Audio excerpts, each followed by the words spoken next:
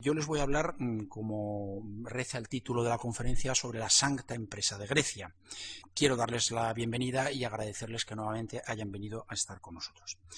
El gran historiador francés Ferdinand Braudel, en un libro magnífico sobre el Mediterráneo en tiempo de Felipe II, nos enseñó que el Mediterráneo a lo largo de la historia ha constituido una unidad geopolítica y económica a la que le afectan todos los movimientos que se producen en su interior, en su seno, pero no solo en su interior, sino también más allá de sus fronteras, incluidos los límites occidentales y oriental. Por lo que España y Grecia, aunque geográficamente alejadas, en principio no podían permanecer ajenas la una de la otra. Pese a ello, salvo la intervención de las famosas compañías catalana y navarra en suelo griego durante la latinocracia, es decir, ese periodo que se abre de 2 siglos de dominio sobre Grecia tras la Cuarta Cruzada, los contactos hispano-griegos en época medieval pueden calificarse de limitados y en cualquier caso inferiores a los de otras repúblicas marítimas italianas como Génova o Venecia, que tuvieron contactos mucho más frecuentes y mucho más intensos. Tras la conquista de Constantinopla, sin embargo, en 1453, en ese periodo de la historia del helenismo que conocemos con el nombre de Bizancio, después de Bizancio, en feliz expresión del historiador rumano Nicolae de Iorga, los archivos españoles documentan un incremento notable de las relaciones que culminan en el medio siglo posterior a Lepanto, es decir, entre 1571 y 1621. Dos factores estuvieron en el origen de este incremento. Por un lado, la continuación de la lucha contra el Islam tras la conclusión de la reconquista peninsular y, en segundo lugar, el dominio de la Italia meridional, a los que hay que sumar en el siglo XVI la hegemonía militar y política española en Europa. La historiografía ha centrado su atención, por lo que respecta al reinado de los 3 primeros Austrias, en la política europea, fundamentalmente en la Reforma, Francia, Italia, los Países Bajos, Alemania, también en la política americana y en los grandes personajes y encuentros mediterráneos. La historiografía ha tratado de los hermanos Barbarroja, la conquista de Túnez, el asedio de Malta y sobre todo la batalla de Lepanto. Pero ha concedido escasa o nula atención a los contactos de España con los rebeldes internos del Imperio Turco, que los tuvo, fundamentalmente griegos, albaneses y eslavos. Mi intención en esta conferencia es presentar las líneas generales de estas relaciones hispano-griegas y analizar su trasfondo ideológico. He tomado prestado su título de La Santa Empresa de Grecia, de un artículo publicado hace unos años por el profesor Luis Gil, que lo empleó para designar de forma genérica los memoriales protrépticos, es decir, exhortatorios, que diversos personajes elevaron a Carlos V, Felipe II y Felipe III, mayoritariamente incitándoles a conquistar Grecia. La política exterior de la España unificada osciló entre las tradiciones aragonesa y castellana, claramente diferenciadas por su ámbito geográfico y sus premisas ideológicas. Tras completar su parte de la reconquista peninsular, la que le tocaba el reino de Aragón a mediados del siglo XIII, inició una expansión territorial y comercial que le llevó al enfrentamiento con Francia en la Italia meridional, primero en Sicilia y luego en Nápoles. Las líneas maestras de su política exterior se resumían en la defensa de Italia y el enfrentamiento con Francia, todo ello dentro de un ámbito mediterráneo perfectamente delimitado. Castilla, por el contrario, aún tardó 2 siglos y medio en completar su reconquista. Su desarrollo económico fue más de base agrícola y ganadera, y su comercio se orientó hacia los mercados del norte, hacia Flandes fundamentalmente. Su política exterior, menos evolucionada que la aragonesa, se resumía en los principios del mantenimiento de la paz con Francia y de la cruzada como prolongación de la reconquista. Y su ámbito de actuación natural era el norte de África. Estas dos tradiciones, italiana y norteafricana, son los polos entre los que oscila y se mueve la política exterior española a lo largo de todo el siglo XVI. 2 nuevos factores vinieron a reforzar en la primera década de ese siglo la orientación que he llamado aragonesa de esa política. Por un lado, el testamento de 1502 de Andrés Paleólogo, que era sobrino del último emperador de Constantinopla y que dejó a los reyes católicos sus derechos al trono. y por otro el traspaso en 1510 del título de rey de Jerusalén del monarca francés a Fernando de Aragón como rey de Nápoles. Por lo que respecta al primer título, junto con los motivos de índole personal, la decisión del paleólogo estuvo motivada, como dice él mismo en el documento en la herencia, por el título ducal de Atenas y Neopatria que tenían Isabel y Fernando. Los ducados de Atenas y Neopatria los crea la Compañía Catalana en época medieval, en el siglo XIV, cuando conquista esas zonas centrales de Grecia. Y también el control territorial de Apulia, Calabria y Sicilia, en el sur de Italia, que le había concedido a la corona, al reino de Aragón, le había concedido el Tratado de Granada de 1500. Es de suponer, aunque el texto no lo mencione, que en su ánimo, también influyeran la toma de Granada de 1492, las primeras conquistas en el norte de África, en Berbería, concretamente en Melilla, en 1497, y el asalto del Gran Capitán contra Cefalenia, una pequeña isla situada en el mar Jónico frente a Grecia, entre Italia y Grecia, que serían interpretados como prueba de la firme decisión de los monarcas españoles de proseguir la lucha contra el Islam. Así, a finales del reinado de Fernando de Aragón, muere en 1517, quedaban echadas las bases, por un lado, ideológico-dinásticas, es decir, título de emperador de Constantinopla y de rey de Jerusalén, y geoestratégicas, es decir, la posesión del reino de Nápoles en el sur de Italia y las conquistas en Berbería, que iban a determinar una actuación más resuelta de la España quinientista en el Mediterráneo. Debo confesar, sin embargo, que si el de rey de Jerusalén, el título, aparece de forma constante en la nomenclatura, en la titulación de los reyes, creo que hasta nuestros días, no ocurrió lo mismo con el de emperador de Constantinopla, que no aparece, que yo sepa, en el encabezamiento de ningún documento oficial. Ni Carlos V, ni Felipe II, ni Felipe III se llaman en ningún momento emperadores de Constantinopla. La unión de los reinos peninsulares con las herencias borgoñona y austríaca de Carlos V, a las que luego se sumó la corona imperial, fue determinante para el rumbo de la política exterior española en el siglo XVI. El nuevo conglomerado territorial supuso un reforzamiento de la enemistad con Francia, en la tradición aragonesa, pero también una frontera directa con el nuevo, surgiente Imperio Otomano por el Danubio, en la línea de la tradición castellana. Las fronteras balcánica, mediterránea y africana del Imperio de Carlos V necesariamente debían enfrentarlo con Turquía, pero no menos también la frontera europea con Francia, ya que se veía totalmente rodeada por territorios de los Habsburgo. Y así se explica la alianza franco-otomana firmada en febrero de 1536, que no fue al fin y al cabo sino la unión en un solo frente de los dos enemigos tradicionales de Castilla y de Aragón, que serían Francia por un lado y el Islam por el otro. La titularidad de la corona imperial aportó prestigio, sin duda, de Carlos V, pero contribuyó a debilitar el flanco mediterráneo norteafricano, porque obligó a Carlos a asumir una estrategia global en varios frentes. Por primera vez desde la coronación de Carlomagno en Aquisgrán en el 800, coincidían las dos en la misma persona, al menos en teoría, las dos coronas, la romano-germánica, por un lado, y la bizantina, si bien la segunda de forma meramente nominal, por la ocupación de facto que había supuesto pues la conquista de Constantinopla y lo que llamamos la translatio imperii, es decir, la transferencia del imperio que había pasado de el emperador de Constantinopla a lo que era el nuevo sultán otomano. En definitiva, podemos decir que a diferencia de otros factores tácticos, estratégicos e ideológicos más inmediatos, de los que hablaré a continuación, la herencia imperial bizantina no tuvo ninguna influencia inmediata en la política de Carlos V.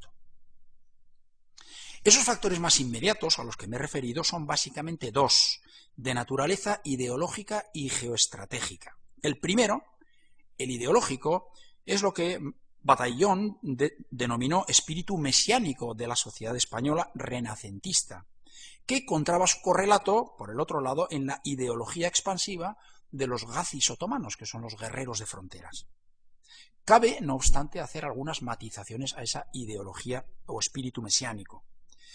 Es cierto que a diferencia de Francia, Venecia o el Imperio, Austria, España no reconoció oficialmente a la Sublime Puerta, es decir, al Imperio turco, no la reconoció hasta la firma del Tratado de Amistad y Comercio en 1782 con Carlos III.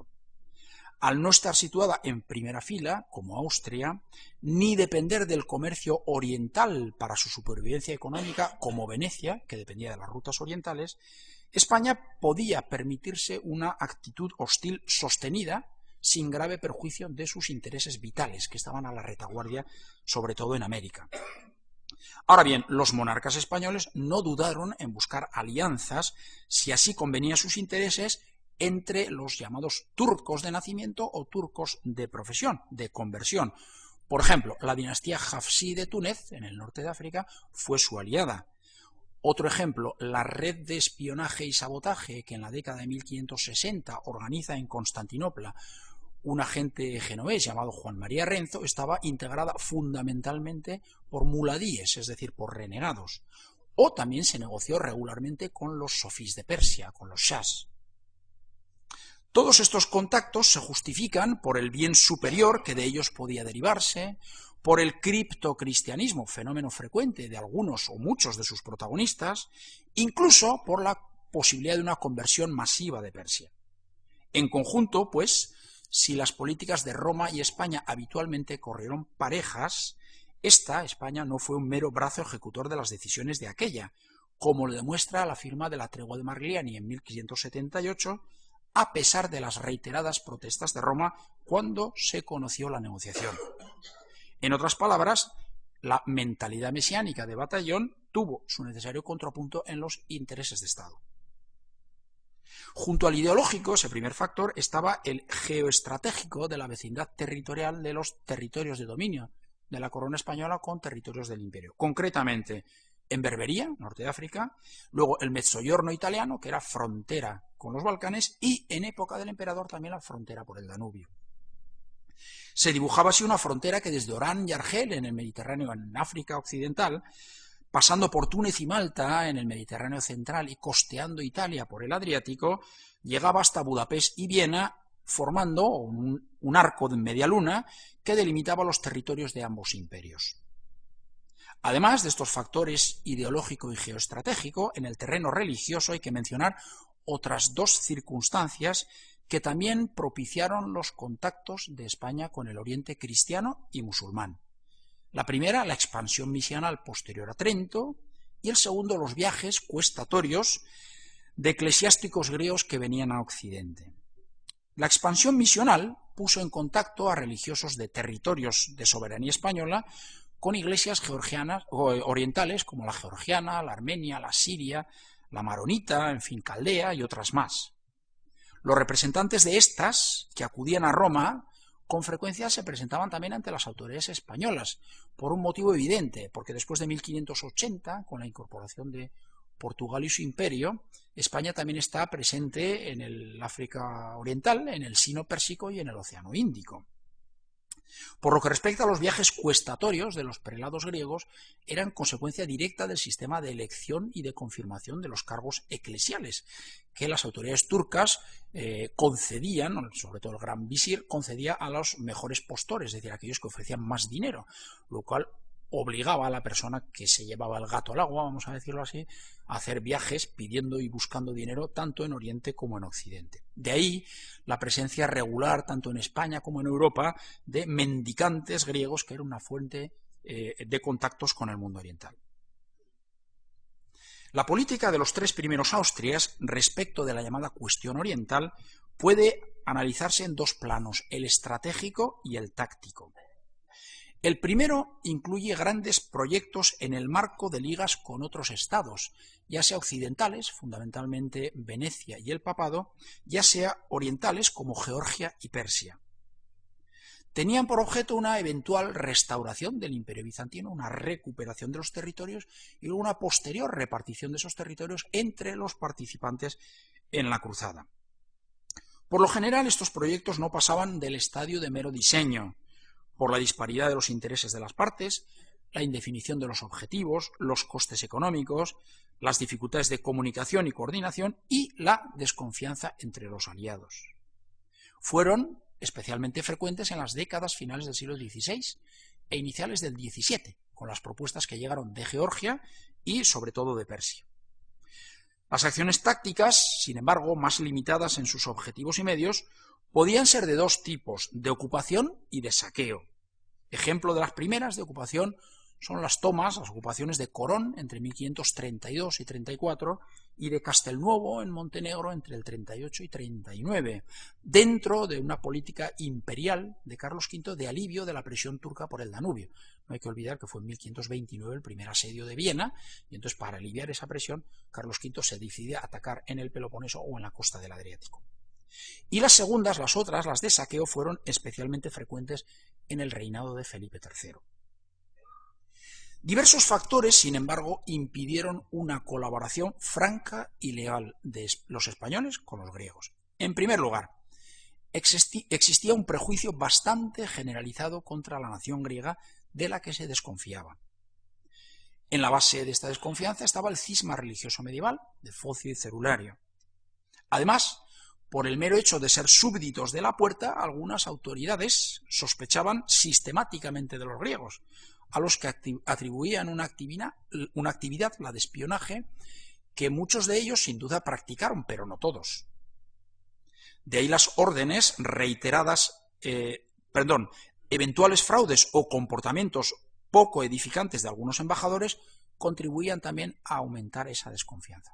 De ahí las órdenes que se solían reiterar con cierta regularidad a los virreinatos y a las embajadas para que no dejaran, en la medida de lo posible, nunca pasar a los griegos. Sin embargo, el filtro muchas veces se rompía y los griegos llegaban hasta la corte central de Madrid. Por parte griega, algún patriarca llegó a prohibir al clero ortodoxo la colaboración con las potencias católicas, lo que no impidió que fueran mayoritariamente prelados y obispos quienes estuvieran al frente de las propuestas griegas de levantamiento. En más de una ocasión, el recuerdo de la escasa ejemplaridad mostrada por las tropas españolas o aliadas en alguno de estos saqueos, entregadas a destrucciones masivas indiscriminadas, frenaba los deseos de colaboración de los griegos. Conviene, por otra parte, no menospreciar las dificultades reales para una colaboración. En primer lugar, estaba la disparidad de los intereses en juego. España coincidía con los cristianos del Imperio Turco, por así decirlo, en su enemistad hacia la Puerta, pero no había coincidencia sobre cuándo, cómo y dónde atacarla. Más allá del objetivo genérico, las propuestas de actuación adolecían, salvo excepciones, de imprecisión en la táctica, medios y propuesta de explotación del éxito. En ese sentido puede decirse que España fue bastante más realista que los propios griegos. Era consciente de sus debilidades y había luchado demasiado tiempo contra la Puerta como para infravalorar sus recursos y su capacidad de reacción. En segundo lugar, las dificultades de comunicación y coordinación eran enormes, no tanto en el caso de las comunidades griegas del Adriático, de la fachada adriático-jónica, como en la de los aliados de la frontera oriental. Me estoy refiriendo fundamentalmente a Georgia y Persia. Para ir a Persia o para ir a Georgia había tres caminos básicamente, o por el norte por Moscovia, o por el sur por el Cabo de Buena Esperanza, o por el centro atravesando el Imperio Turco. Y todos ellos, si no eran peligrosos, sobre todo el del Imperio Turco, eran larguísimos, de tal manera que cuando las noticias llegaban ya se habían quedado viejas, tardaban meses los emisarios, con lo cual toda posibilidad de coordinación era prácticamente imposible. En tercer lugar, la inexistencia en las comunidades balcánicas de una organización social y política medianamente articulada, es decir, alguien que mandara sin más, convertía la alianza en una quimera. Si a ello añadimos el desinterés creciente de España por el Mediterráneo a partir de 1580, podemos entender por qué las propuestas de los griegos durante el medio siglo posterior a Lepanto apenas hallaron eco. El clímax del enfrentamiento hispano-turco en el Mediterráneo se alcanzó en las décadas centrales del siglo XVI, aproximadamente entre 1532, que es el año de la conquista imperial de Corón, y 1574, en que los otomanos recuperan Túnez y la Goleta. En la hoja que les han repartido a la entrada tienen ahí un cuadro cronológico de diversas acciones. La empresa de Túnez en 1535 es destacada, la de Argel fallida en 1541, luego la empresa contra los Helves también de 1560, también fallida, la de Malta por parte turca en 1565, también fallida, y finalmente lo que es la guerra de Chipre y la batalla de Lepanto. Tras esta etapa de enfrentamientos ininterrumpidos, larguísimos, el norte de África, salvo Orán en Occidente, quedó en manos de los otomanos, pero su expansión hacia el Mediterráneo central y occidental quedó definitivamente frenada en Lepanto. La historiografía tradicional, y digo tradicional sin ningún matiz peyorativo ni valorativo, ha tendido a infravalorar la trascendencia de Lepanto, de la batalla naval, por la fugacidad de la Liga, la penuria de los resultados y la escasa participación de otras naciones europeas distintas de los firmantes de la Liga, es decir, Venecia, el Papado y España. Recientemente, hace unos años, sin embargo, el historiador griego Yannis Hasiotis reivindicó sus consecuencias en el suelo balcánico y en el ámbito naval del Mediterráneo, en forma de, en el suelo balcánico, de numerosos levantamientos, y en el ámbito naval del Mediterráneo efectivamente llega un momento en que las flotas navales de los turcos ya no pasan más allá de Sicilia. Aún así, lo cierto es que en 1578 Felipe II firma una tregua secreta a través de Juan de Margliani en febrero del 78 con Turquía, que supuso, por así decirlo, el final de ese gran periodo del Mediterráneo en las décadas centrales del siglo XVI. Paradójicamente, sin embargo, fue en el medio siglo posterior a Lepanto, es decir, entre 1571 y 1621, cuando se documenta la mayoría de las peticiones griegas de ayuda para un levantamiento. Voy a poner alguna diapositiva para que ahí tienen el Mediterráneo, y quizás más detallada, ahí tienen lo que es el Imperio Turco, el Reino de Nápoles, Sicilia marcada, la isla de Yerba, Túnez, Malta, y las diversas regiones que a continuación pueden ir saliendo. El hecho, digo, de que se concentren las peticiones griegas en el medio siglo posterior a Lepanto tiene una explicación evidente. Por un lado, la tregua de 1578 fue secreta, con lo cual, en teoría, España seguía siendo enemiga declarada del Imperio Turco. En segundo lugar, el abandono unilateral de la Liga Santa en marzo de 1573 por Venecia y la firma de una paz por separado con el Imperio Turco fue considerado por muchas de las comunidades balcánicas como una traición a sus intereses, por lo que inmediatamente en las décadas siguientes vuelven sus ojos a el enemigo tradicional de Turquía, que es España. En tercer lugar, durante el reinado de Selim II, que reina en Turquía entre 1566 y 1574, se observan ya los primeros síntomas de agotamiento del imperio de los Gazis, de los guerreros de fronteras, que habían sido los que habían creado, por así decirlo, el imperio, que se hace más evidente con el cambio de siglo. La historiografía occidental, siguiendo a lo que se llama la literatura otomana de la decadencia, es decir, la literatura de los otomanos que escriben sobre la decadencia interna del imperio entre mediados del siglo XVI y mediados del XVII, que sería algo así como los arbitristas de las primeras décadas del siglo XVII aquí en España, pero unos 50 años antes. Digo que la historiografía occidental consideró el periodo comprendido entre la muerte de Solimán en 1566 y el Tratado de Karlowitz en 1699 como una etapa de estancamiento y retroceso de Turquía, en la que se suceden en el trono sultanes débiles, se produce una decadencia del poder central y un reforzamiento o crecimiento, nacimiento de regímenes provinciales opresivos, y se observa una marcada decadencia cultural y moral. Así, a 300 años de ascenso otomano, entre 1300 y 1600, le habrían seguido otros 300 de decadencia, entre 1600 y 1900, un poquito más allá, después de la Primera Guerra Mundial, cuando desaparece ya el Imperio Otomano y da origen a la República Moderna de Turquía, de Atatürk, con el punto de inflexión en torno al año 1600. Aunque este paradigma de la otomanística clásica ha sufrido una profunda revisión desde finales del siglo XX, los estudiosos aún no han elaborado un modelo alternativo, no lo tienen.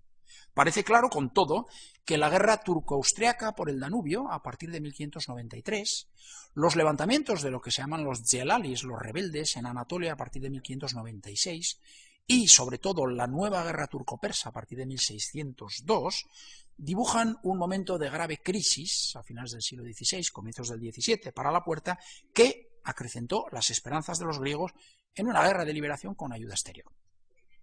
No supieron ver que desde la tregua de 1578 y más aún desde la anexión de Portugal y su imperio a partir de 1580-81, el centro de interés de la monarquía se ha desplazado del Mediterráneo al Atlántico y en especial al Mar del Norte, donde Felipe II hace frente a la revuelta abierta desde 1572 de Flandes y luego a la enemistad creciente de Isabel I de Inglaterra.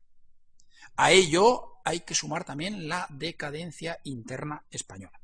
La tesis tradicional sobre la decadencia española es la de Hamilton, que estableció un comienzo de la decadencia con el reinado de Felipe III, que empieza a reinar la muerte de Felipe II en septiembre de 1598, pues ese mismo mes. Bueno, aunque la tesis tradicional de Hamilton sufrió luego algunas matizaciones y algunas revisiones por parte de estudios posteriores como los de Eliot o Kamen, parece innegable que la primera mitad del siglo XVII fue de retroceso en España económico, demográfico y comercial, como reflejan los escritos de los arbitristas.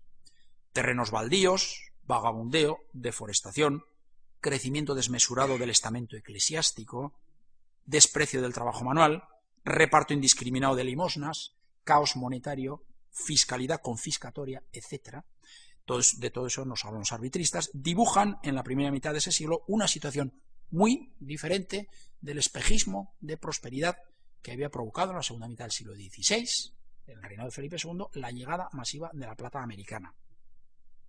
En definitiva, aunque estas imágenes clásicas de la decadencia española y otomana están, como digo, sujetas a una profunda revisión, no cabe duda de que los griegos en torno a 1600 eran muy conscientes de la decadencia otomana, desde el interior la vivían e ignoraban por completo la supuesta decadencia española. De ahí la extensión e intensificación precisamente durante el reinado de Felipe III de esos numerosos contactos. 3 fueron las regiones griegas de mayor actividad antiturca en el siglo XVI y comienzos del XVII. Las 3 situadas en la fachada adriático-jónica de los Balcanes. En el norte, la región de lo que las fuentes de la época llaman la Chimarra, Jimara en griego. Hoy día esta es la región del Epiro del norte, está dentro de las fronteras de la actual Albania, es decir, un territorio, pero que era medio albanófono, medio turcófono. La segunda región es en el Epiro del sur, esto es Tesalia, pues aquí el Epiro del sur, más o menos el eje de las ciudades de Yanina y Arta. Y la tercera región es esta península, la central de las 3 del Peloponeso, esa que vemos ahí, que recibe en griego el nombre de Mani y en las fuentes españolas el nombre de Maina. La causa de esta mayor actividad de estas 3 regiones que están en la fachada del Adriático es esto, y esto es el Mar Jónico. La causa de la actividad más frecuente es evidente. Durante la turcocracia, es decir, el dominio turco de lo que es la península balcánica, llanuras y ciudades fueron el asiento preferido de los dominadores turcos y de la población sometida cristiana más acomodaticia, mientras que las regiones periféricas, como estas, a las que el poder central llegaba debilitado y los territorios de difícil acceso por su orografía eran el refugio preferido de los elementos sociales más inquietos e inconformistas. A ello hay que añadir la situación costera y fronteriza con Italia, dominada, controlada por los españoles, territorio español, tanto el reino de Nápoles como el de Sicilia, que les facilitaba la huida por mar en caso de fracaso o les permitía recibir suministros y ayuda con relativa facilidad e inmediatez. A las 3 regiones mencionadas hay que sumar, en las primeras décadas del siglo XVII, apenas 30-35 años después de su conquista, la lejana Chipre, que ahí tenemos, que vivió, repito, en esas primeras décadas del siglo XVII, una notable agitación antiturca que le llevó a pedir ayuda no solo en España, sino también en Toscana y Saboya. Las peticiones de los griegos, ya entrando más en materia concreta, se canalizaban habitualmente a través de los virreinatos de Nápoles y Sicilia. Normalmente las regiones del norte, todas estas de aquí, iban a Nápoles, mientras que el Peloponeso, las regiones del sur, cruzaban a Sicilia, probablemente porque desde el punto de vista marítimo pues les era más sencillo así. Las propuestas de levantamiento solían estar encabezadas, como he dicho antes, por un metropolita o por un obispo de la Iglesia ortodoxa, no hay que olvidar que al fin y al cabo la Iglesia ortodoxa estaba en la base de la organización social de los griegos dentro del sistema otomano de Millet. Millet es el nombre con que los griegos, digamos, concedían o conocían a lo que era un grupo social dentro de la pluralidad del imperio. Había el Millet, digamos, cristiano diofisita, que era el de los griegos, y otros que fueran diofisitas, el monofisita, que tenía un patriarca armenio, luego estaba el Millet judío, etc. Los encargados de traerlas solían ser de esas peticiones comerciantes o monjes que por sus actividades pues pasaban más desapercibidos, tenían una mayor libertad de movimientos por el Adriático jónico. Si se movía un monje pues no pasaba nada y un comerciante pues se suponía que lógicamente tenía que moverse para hacer sus negocios. Cuando un enviado griego llegaba a Nápoles y a Sicilia, donde había amplias comunidades de griegos establecidas desde hacía mucho tiempo, buscaba refugio y apoyo en esas comunidades que le ayudaban a gestionar la petición. Cuando la petición para un levantamiento llegaba a manos de las autoridades españolas, se abría un proceso diplomático que constaba de 3 fases. 1, concesión de una ayuda económica. 2, recopilación de información. Y 3, entretenimiento de la plática. La ayuda económica podía ser de 2 tipos, lo que las fuentes de la época llaman una ayuda de costa, que sería algo así como nuestro viático, es decir, para compensar los gastos habidos en el viaje, o simplemente darle un dinero al embajador para que se volviera a su territorio, que se libraba por una vez, o podía ser también un entretenimiento, es decir, un sueldo que se prestaba o que se concedía por un servicio real o ficticio que se le hacía cumplir al embajador. Con frecuencia la materialización de estas ayudas se retrasaba, pero no meses, a veces años incluso, lo que obligaba a los emisarios a reiterar las peticiones una y otra vez, a escribir una y otra vez cartas. Estos retrasos, sin duda, para ellos, según se lee en los documentos, fueron fuente de estrecheces, pero han tenido el efecto positivo para el historiador posterior de que nos han dejado numerosas fuentes en los archivos que nos permiten reconstruir con cierto detalle su vida y actividad. La concesión de una pensión contribuía a sosegar los ímpetus iniciales, y no cabe descartar que fuera este el fin buscado. Se daba una ayuda y bueno, ya una vez establecido y ya con casa y comida en Nápoles o Sicilia, ya la presión era menor sobre las autoridades españolas. La recogida de información se hacía, el segundo paso, por 2 vías: el interrogatorio de los venidos de Grecia y el envío de un agente a territorio de la Puerta para recoger allí información in situ y entrevistarse con los cabecillas del proyecto. Para esta labor se prefería sobre todo agentes españoles o italianos, antes que agentes griegos o albaneses, por temor a un posible engaño de estos por connivencia, que estuvieran conchavados con los enviados, dijeran que sí, que aquello era cierto, o por temor también a que las ansias de libertad empañaran la objetividad de sus análisis. Con todo, dificultades insuperables como el desconocimiento del territorio y sobre todo de las lenguas autóctonas hacía que con frecuencia las autoridades españolas tuvieran que recurrir a agentes griegos a sueldo de la corona. Las numerosas desavenencias existentes entre ellos, las acusaciones que se cruzaban y los casos más o menos probados de fraude contribuían a incrementar los recelos de las autoridades españolas. Las acusaciones que se cruzaban eran de distinta índole, pues desde haber falsificado una carta que decían que venía de Maina o del Epiro o donde fuera, hasta haber fingido una profesión de fe, o hasta negar toda consistencia a una embajada, o simplemente decir que eran en realidad espías turcos, que nada de comunidad griega, sino que eran espías de los turcos. En ocasiones se descubrió, por ejemplo, en una ocasión se descubrió que los embajadores venidos de Albania y Montenegro, es decir, ya no Grecia, sino más al norte, tenían en el forro de sus capas unos sellos que ellos estampaban en pliegos de papel firmados en blanco y que luego ellos rellenaban con sus invenciones. Es decir, tenían firmas, sellos y ellos mismos pues escribían lo que querían decir.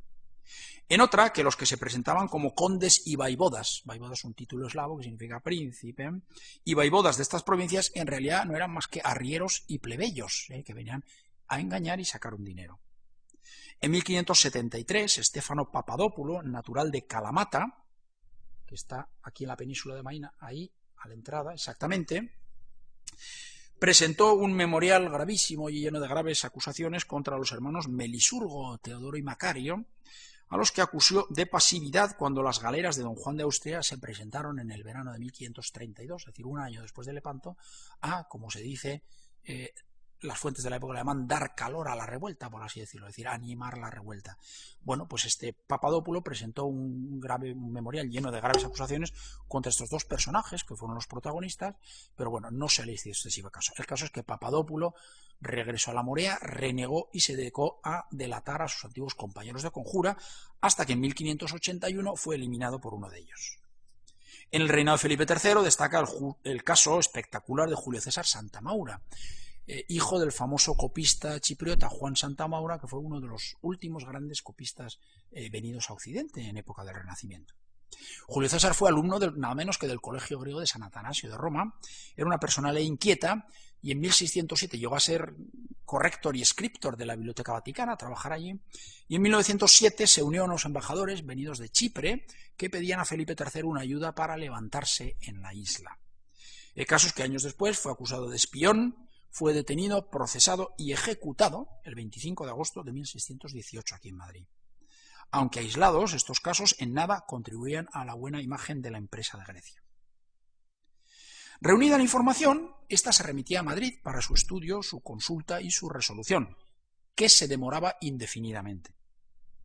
El mantenimiento de la plática, presidido por la idea de la prudencia, se hacía con vagas promesas, ayudas de entidad menor convenientemente dosificadas, entrevistas con los embajadores, una y otra vez se hablaba con ellos, envío de cartas de contenido genérico a los cabecillas de cada uno de los proyectos y una negociación interminable. Entre las autoridades españolas se observan dos actitudes claramente diferenciadas respecto a todo este mundo de propuestas. Por un lado estaban lo que podríamos llamar los realistas, es decir, que basándose en los múltiples frentes bélicos que la monarquía tenía abiertos y en la debilidad interna de ésta, se mostraban abiertamente partidarios de desengañar definitivamente a los griegos, de despedirlos, decir, mira, nosotros no vamos a hacer nada, no podemos hacer nada, con argumentos tan ciertos como que sufrirían las represalias de los turcos tras una intervención española. Los optimistas, por el contrario, veían en los ofrecimientos pues la ocasión propicia de debilitar a la puerta desde dentro, utilizando a los griegos como quintacolumnistas, como si la situación histórica fuera la misma que de mediados del siglo XVI, y no se hubiera transformado radicalmente después de las treguas de 1578. Los sentimientos de las autoridades españolas hacia las propuestas de los griegos oscilaron entre los polos opuestos de la simpatía y la hostilidad, ambas más o menos manifiestas. Dentro de la simpatía de la primera destacan de forma especial don Juan de Austria, eterno aspirante a una corona, el hermano de otra madre de Felipe II, quizás porque en ellas veía la posibilidad definitiva de realizar sus sueños en algún territorio balcánico, por fin llegar a ser rey, ser coronado rey.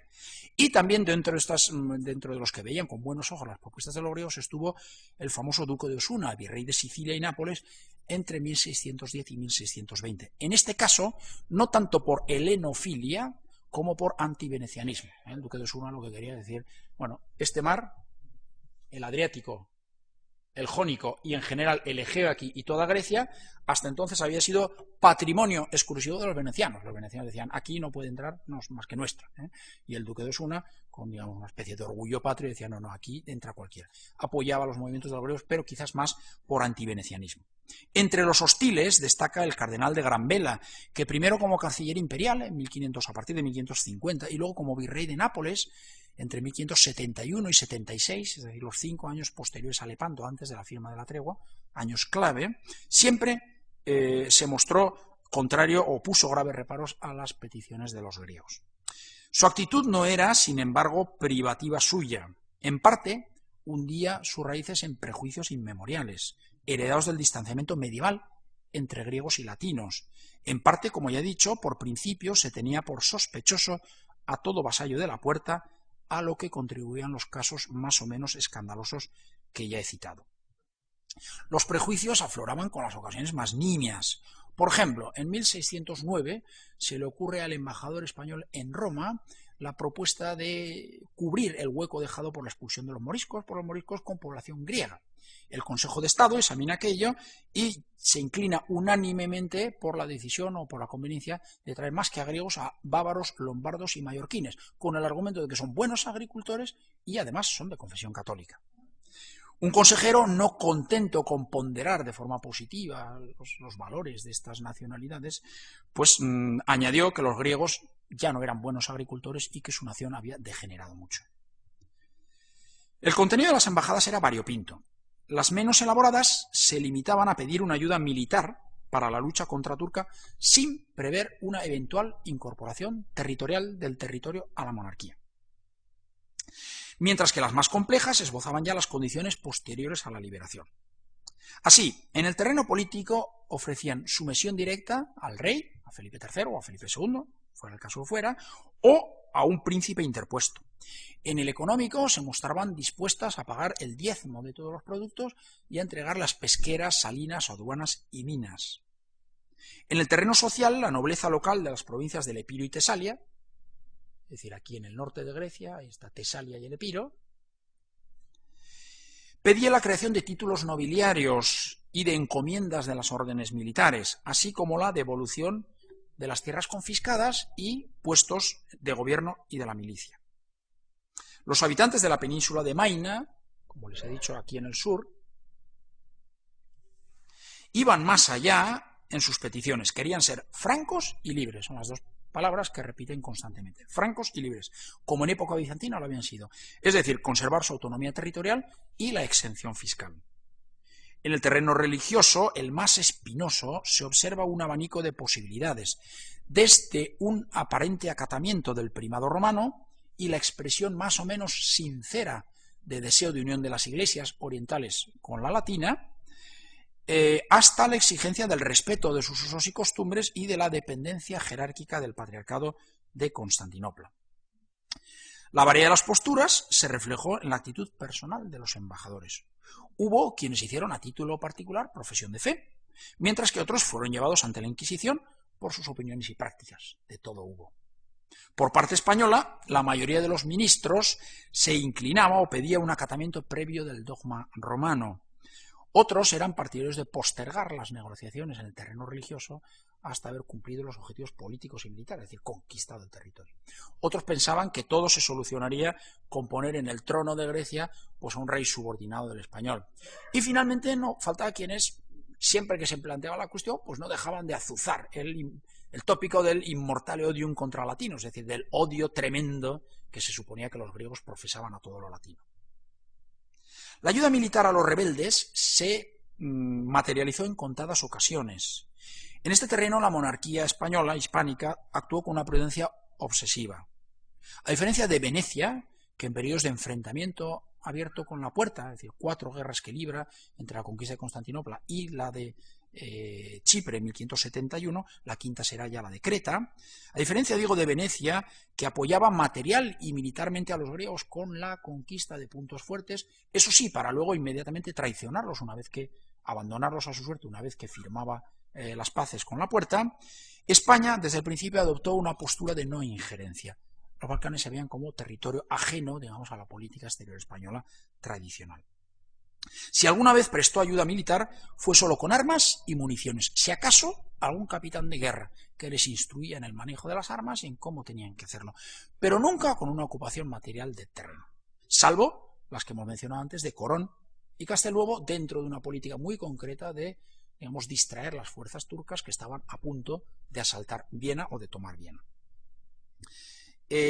Durante el reinado de Felipe III se impuso la Pax Hispánica de Lerma y el antagonismo con la puerta se limitó a escaramuzas de corso, bien de las galeras españolas de Nápoles y Sicilia, bien de las escuadras aliadas de Malta y Florencia.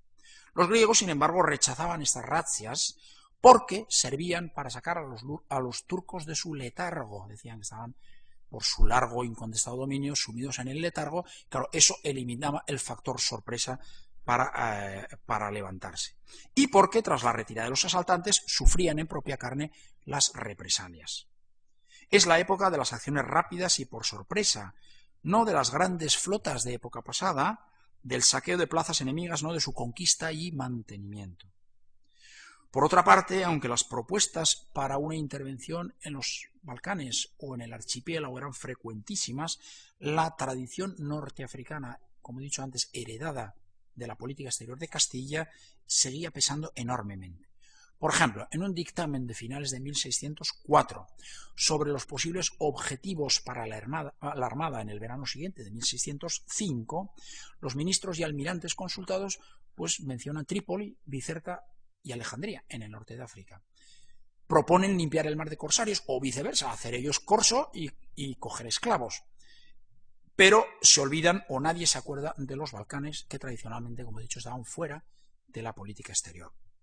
Sin embargo, hasta qué punto era grande la efervescencia antiturca en los Balcanes se deja entrever por una relación de 1613 que menciona nada menos que 5 propuestas de actuación en la fachada adriático-jónica desde Montenegro, aquí, hasta el Peloponeso, 5 distintas.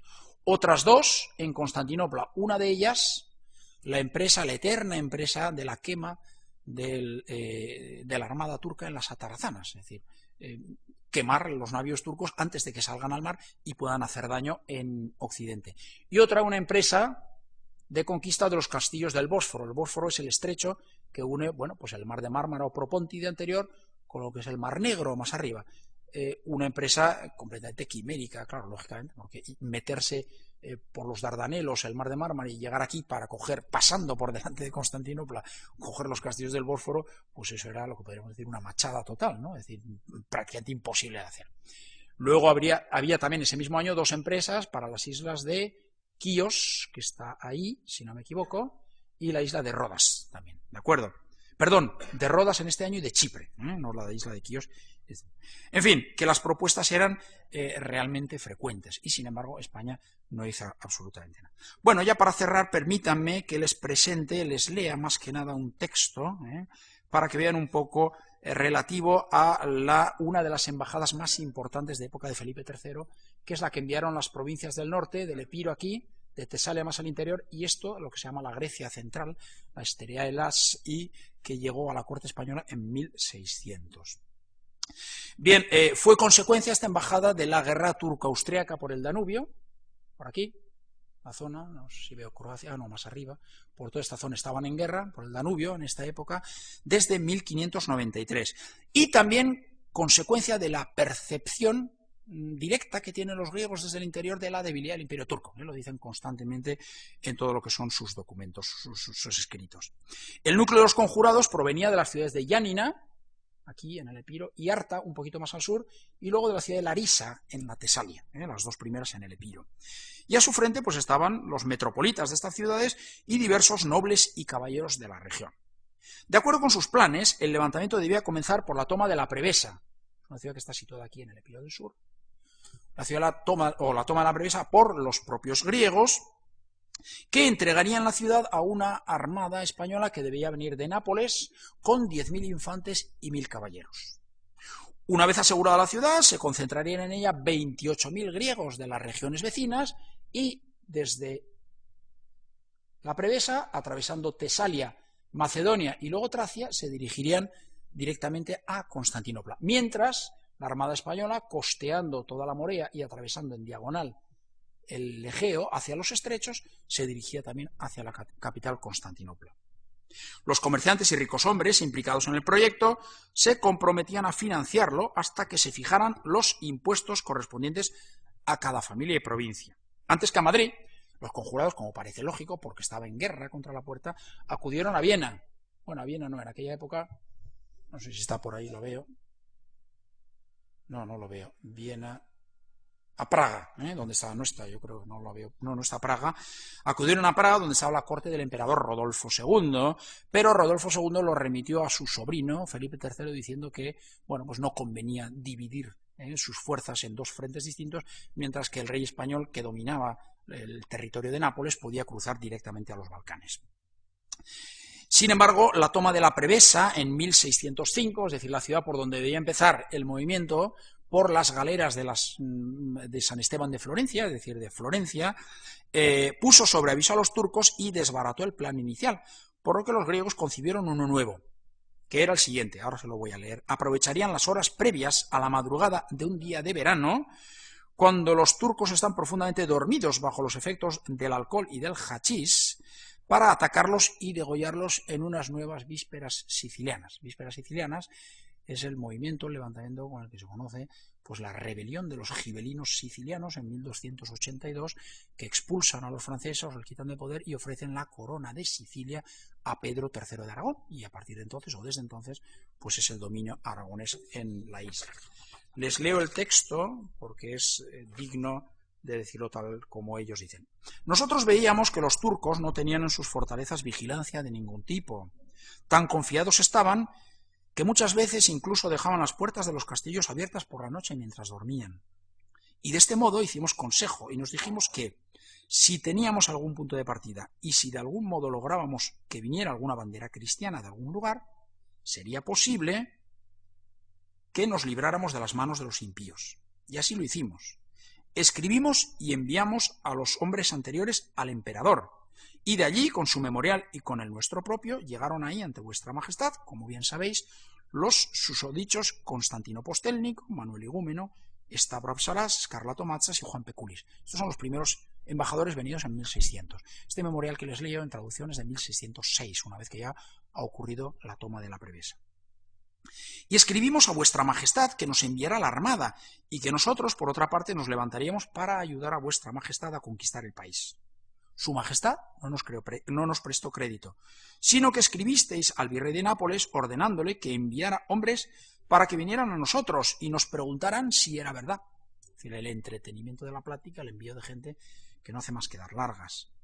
El virrey envió al capitán Jerónimo Combis, chipriota, el cual vino por primera vez en tiempos del virrey que falleció.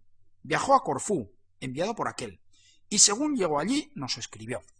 Nos dirigimos a su encuentro, nos entrevistamos con él y hablamos de todo lo que se necesitaba. Y él nos dijo que tuviésemos por cierto que la orden de partida de la armada, que estaba preparada para aquel año, se había dado también para nosotros. 1601 era aquello.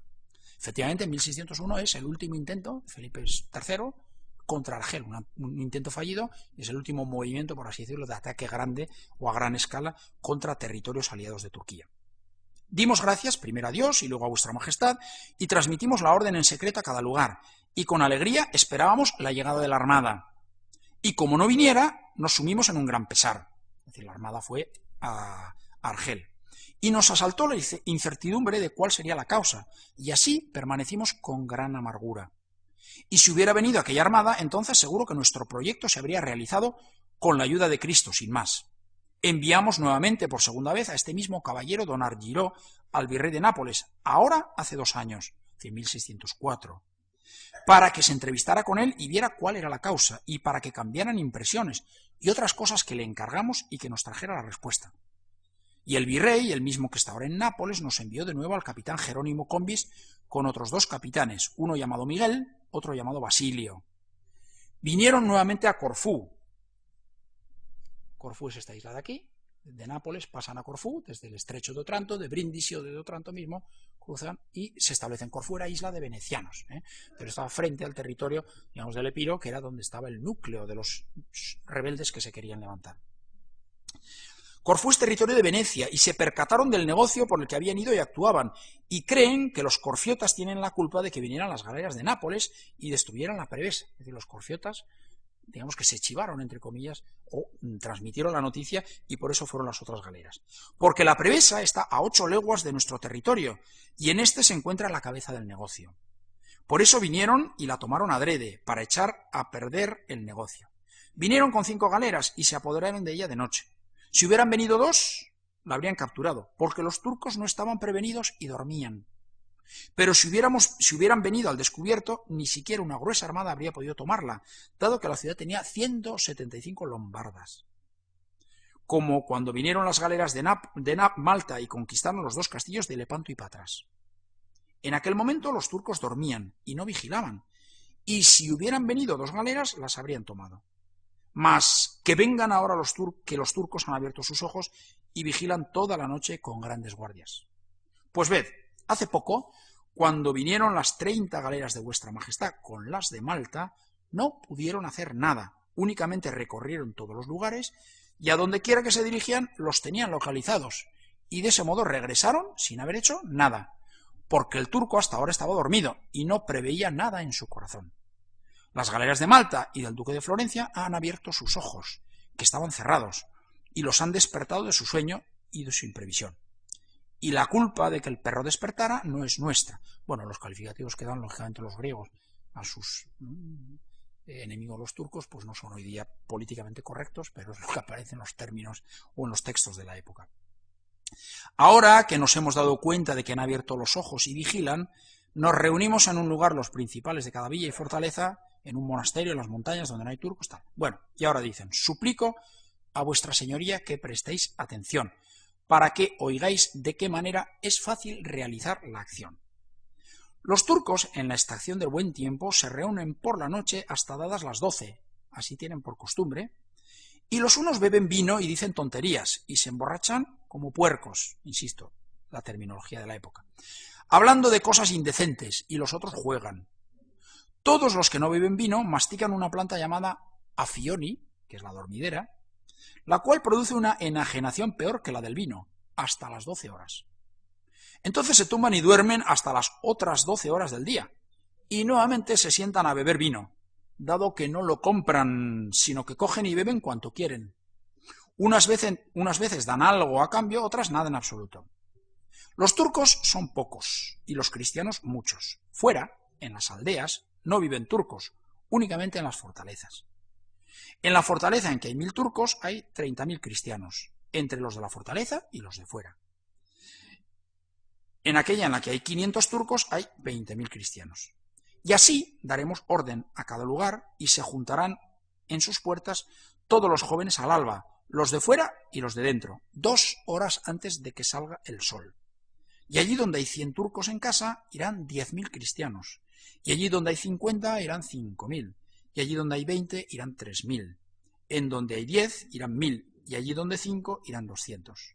Con tan solo las hachas de cortar leña les darán muerte, y entonces cogerán sus caballos y sus armas, y así tenemos dada la orden de actuar.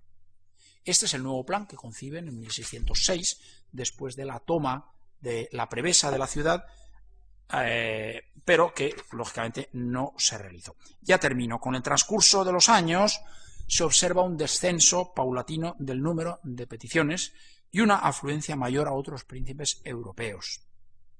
Quizás porque los griegos entendieron que el levantamiento hispano-otomano era una realidad cada vez más débil y lejana, o quizás simplemente porque se cansaron de que les dieran tantas largas.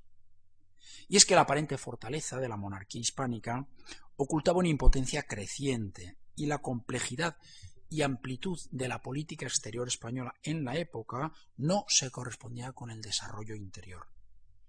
Por la otra parte, la situación de postración cultural, económica, social y política del helenismo no dejaba lugar a muchas esperanzas. Para que la liberación tuviera éxito, aún tenían que darse el resurgir material, social y político del helenismo y el declive paulatino del imperio turco, factores que aún en esta época no estaban para nada maduros.